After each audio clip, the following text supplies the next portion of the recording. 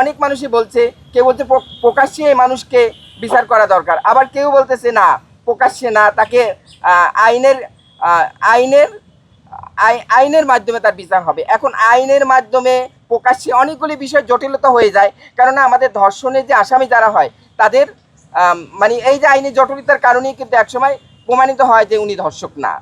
তাহলে ধর্ষককে তাকে খুঁজে বের করো। এই যে প্রমাণ করতে পারছে না যে তিনি ধর্ষক না, কারণ ডিএনএ টেস্ট যখন যায় সেখানে আমাদের দেশের মানুষ যে কী পরিমাণ পয়সা খরচ করতে পারে, বিভিন্ন ডাক্তারকে কনভিন্স করে, আমাদের কাছে এ ধরনের অনেক এভিডেন্স রয়েছে। তো সেই জায়গা থেকে দর্শকরা এভাবে পার পেয়ে যায়।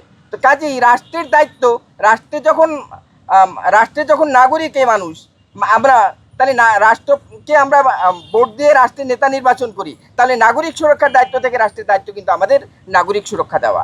সেই রাষ্ট্র কিন্তু আমাদেরকে নাগরিক সুরক্ষা দিতে তিনি ব্যর্থ। তো ব্যর্থ যদি হয়ে থাকে তাহলে আন্তর্জাতিক মহল থেকে বাংলাদেশের উপর আইন প্রয়োগ করা দরকার। আমি মনে করি